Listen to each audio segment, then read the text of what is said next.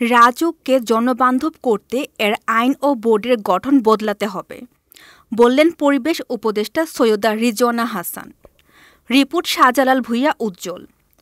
পরিবেশ, বন ও জলবায়ু পরিবর্তন মন্ত্রণালয়ের উপদেষ্টা সৈয়দা রিজওয়ানা হাসান বলেছেন, রাজধানী উন্নয়ন কর্তৃপক্ষকে জনবান্ধব ও যুগোপযোগী করতে টাউন ইমপ্রুভমেন্ট অ্যাক্ট ও বিল্ডিং কনস্ট্রাকশন অ্যাক্ট নতুন করে প্রণয়ন করতে হবে।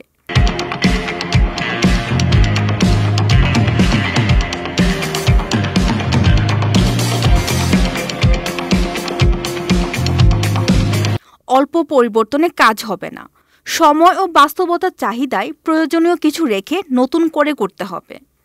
তিনি বলেন, রাজউকের বোর্ডে কেবল আমলা থাকলে চলবে না, বোর্ডে শহর পরিকল্পনায় দক্ষ বিশেষজ্ঞ থাকতে হবে।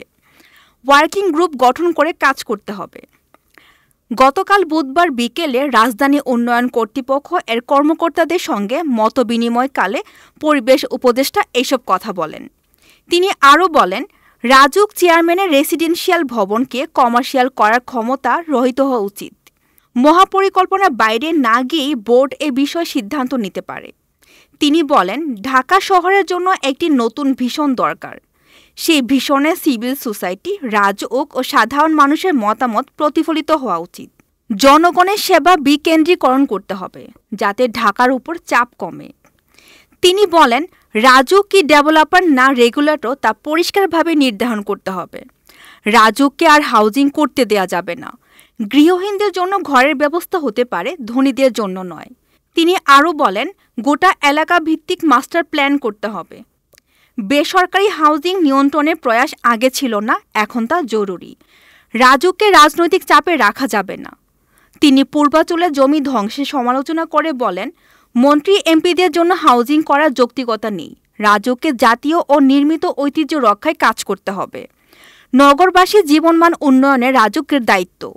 রাজউকের ভবনটিও আধুনিক ও পরিবেশ বান্ধব হওয়া উচিত। প্রতিটি প্রকল্পের এক্সিস্ট প্ল্যান থাকতে হবে। রাজউক ও এস্টেট ডিপার্টমেন্টকে জনসেবামুখী হতে হবে। সেবা ডিজিটালাইজ করতে হবে। অভিযোগ নিষ্পত্তি ব্যবস্থা কার্যকর করতে হবে। সুপারভিশন আউটসোর্স করতে হবে। বাইরের বিশেষজ্ঞ দিয়ে অডিট করাতে হবে। তিনি বলেন, তুতাইল বিলের মতো জলাশয় পুনঃখনন করতে হবে। হাউজিং প্রকল্প শেষ হওয়ার পরও মনিটরিং চালু রাখতে হবে। রাস্তার পাশে গাছ লাগাতে হবে। এলাকা না বাড়িয়ে সুপারভিশন বাড়াতে হবে। সিটি কর্পোরেশন ও পৌরসভাকে তাদের কাজ করে দিতে হবে। গৃহায়ন ও গণপূর্ত মন্ত্রণালয়ের উপদেষ্টা আদিলুর রহমান খান, মন্ত্রণালয়ের সচিব মোহাম্মদ নজরুল ইসলাম, রাজউকের চেয়ারম্যান ইঞ্জিনিয়ার রিয়াজুল ইসলাম সহ রাজউকের কর্মকর্তাগণ বক্তব্য রাখেন। এতক্ষণ আপনাদের সাথে ছিলাম রেহানা সুলতানা প্রীতি। পরবর্তী নিউজ আপডেট পেতে চোখ রাখুন news24bd.net এর ফেসবুক পেজ এবং ইউটিউব চ্যানেলে।